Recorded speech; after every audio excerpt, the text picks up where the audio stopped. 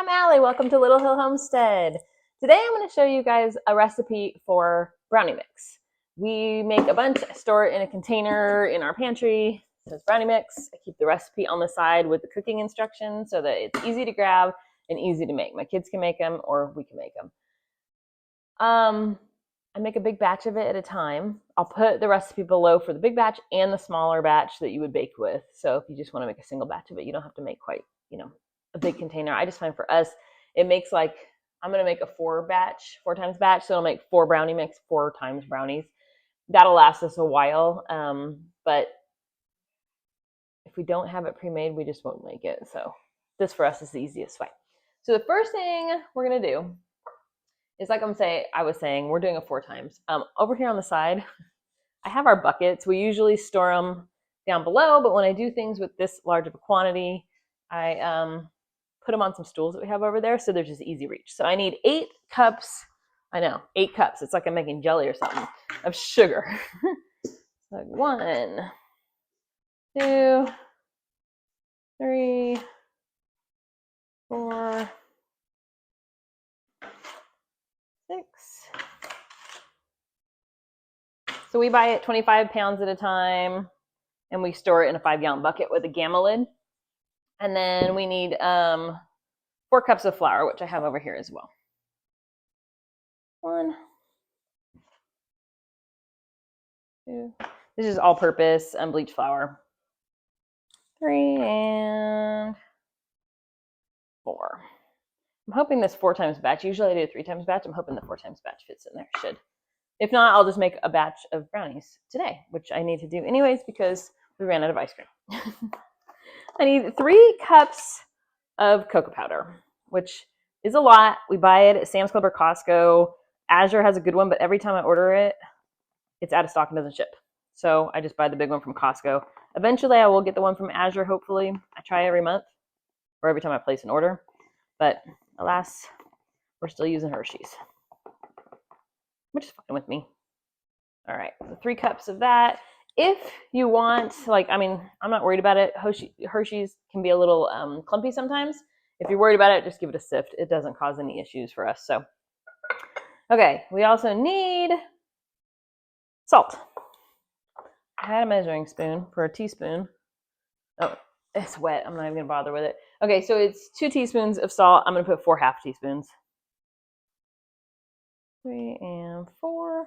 And then the last thing you need is 1 teaspoon of baking powder. Okay, that is it. That's all your ingredients. I had a spoon too, you guys. I'm losing my mind. Just going to stir it together. It'll deflate a little bit when you stir it together. Just the heaviness of the sugar will start to pull the flour down and stuff, and it should be able to fit in my container. And I will say, I know. I'm storing it in plastic because that's what I have. I do a lot in mason jars, but I don't have anything big enough. My half-gallon mason jars are all being used, and this, when I make a big batch, doesn't fit in that. I have 2 plastic containers. If it doesn't fit in this one, I'll grab the other one, and then I'll just store it underneath my table or in our pantry. Okay, you just stir it until you feel like everything is incorporated. Kind of looks like brownie mix, right? I mean, we're getting somewhere. You want puffier brownies, use bread flour. We like cakey, like heavier brownies, like a traditional brownie, so I use all purpose.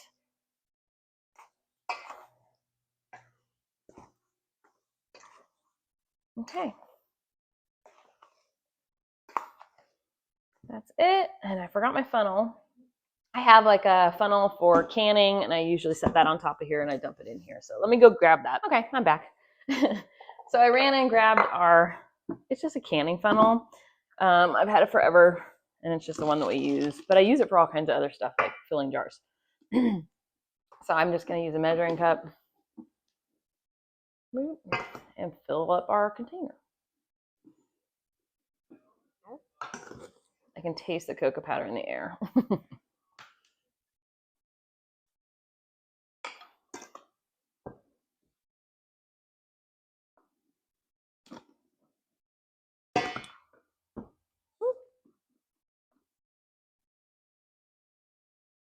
right. So like for mix-ins, I was saying you can do toffee bits are really good in it. Nuts, chocolate chips, white chocolate chips. Peanut butter swirled through it is really good. If you microwave peanut butter, it thins out and you can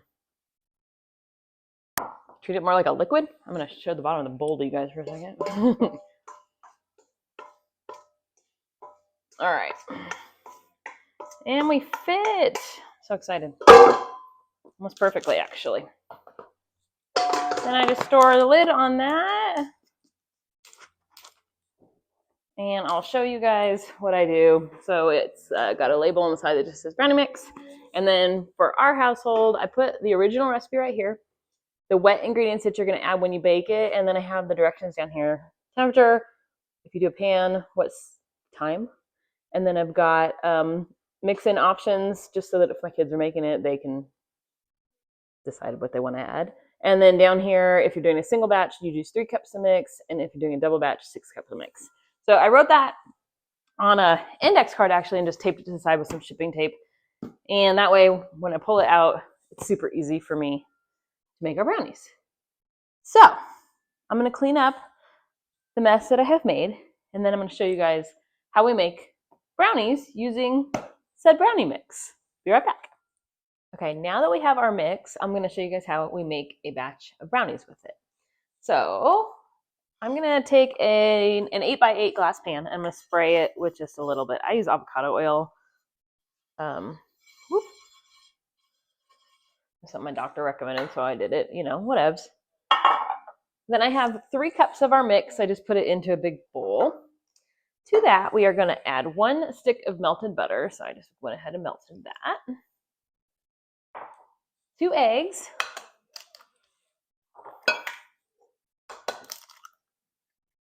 And then 1 teaspoon of vanilla. I have the oven preheating at 350 degrees. So if you want to make a 9x13 pan, like if you're going to have a bunch of people over or whatever, you just double this. I will have the recipe below, of course, too. But now the other fun thing you can do, while I'm stirring this, I'll tell you all about it, is you can add mix-ins, whatever you want. So say you want like a super chocolate fudgy one, you could add, I do find, by the way, sometimes I have to add a touch of water. So we'll see how this goes. Chocolate chips are an awesome add-in. The other thing I have seen, or my husband likes to do, is cream cheese. Dilute it with just a little bit of milk and a little bit of sugar, and it gives you like a drizzle that you can put over the top, and you have cream cheese brownies. You can do nuts, of course, walnuts or pecans or whatever you got. Okay, I'm going to show you guys this. See, it's just a little bit dry. I'm just going to add a little bit of water to it. Let me measure it out so that I tell you how much. Water for my Berkey. Hold up. Like, we want a fudgy brownie, but we don't want it to be so much that it doesn't create a nice brownie. So I just added 2 tablespoons for now, and then we'll stir it and see where we are. I might have to add the other 2. Yeah. Depends on your egg size, really. So I'm at 4 tablespoons or a 1/4 cup of water.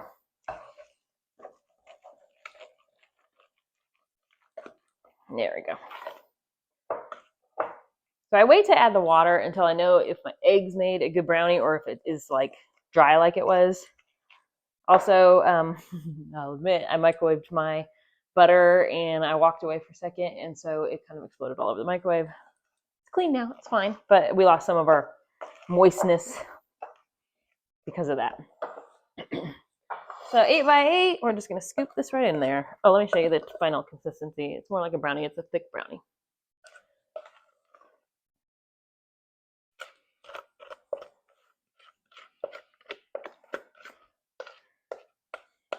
The other reason I really like to have pre-made mix is because my kids can make their own.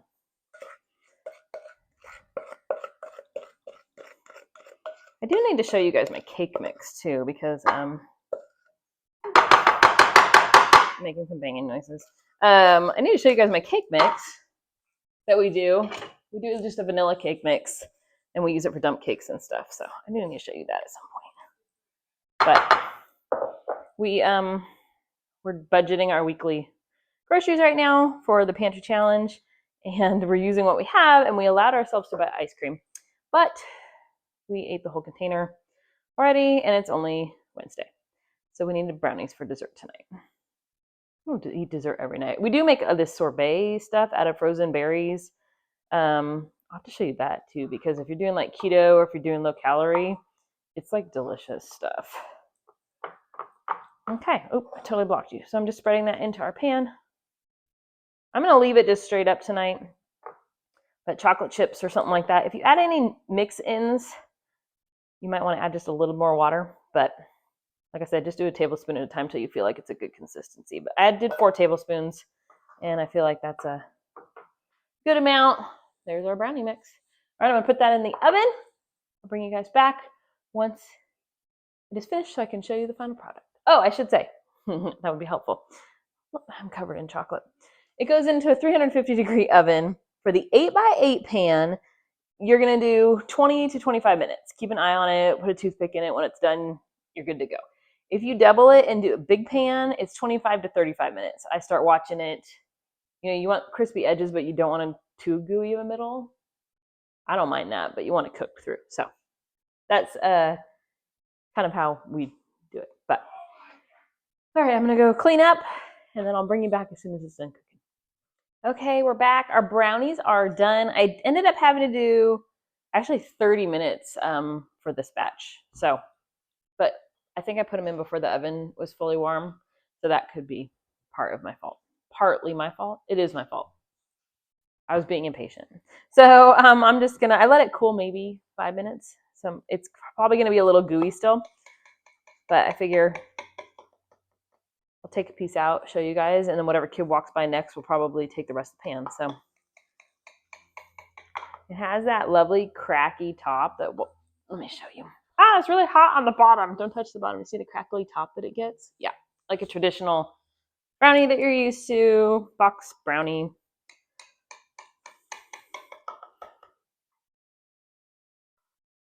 And I'm already telling you right now, I should have cooked these a few more minutes because they still look a little gooey, but we're just gonna go with it. It's fine.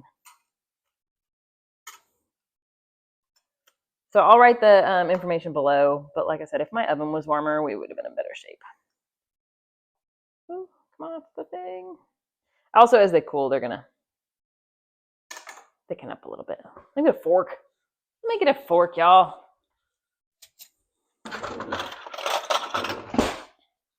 Okay, so here's our brownie. It has that beautiful crackly top. I should have let it cool a little bit more, but you know, around here, we're kind of impatient. We like to try the food for you guys. I'm hoping this doesn't melt my face. I'm afraid it might. So it's very fudgy brownie.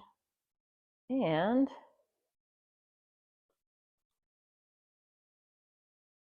it's really hot. So the edge is like, you know when brownies have that crispy edge, it's like the best part about brownies. I got that. It has the dry top, the gooey fudgy center, and I probably should have cooked it, or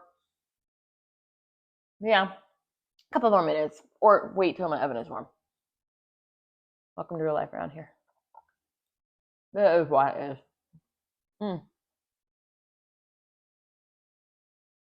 Now, this would be awesome with ice cream. Unfortunately, the reason we made these is we ran out of ice cream. But the flavor is on point. So you guys should go make some right now, because I know you're watching me show my face full of this, and you're probably like, dang it, I need a brownie now. And you do. They're so hot. Okay. But let me show you the final product. Look at that. Those are beautiful. All right, y'all. Thanks for watching. I was going to let whoever kid walk by next eat this. But I think I'm just going to try to polish it off before we have a service guy come into our house to do some pest service. Have you ever heard of subterranean termites? In the South, we get subterranean termites, and they can like annihilate your house. So we have to have a termite contract. But that's like a totally different point. So he's coming in today, and the house will smell delicious, and I will have finished my brownie by the time he gets here. So go make some. Thanks for watching.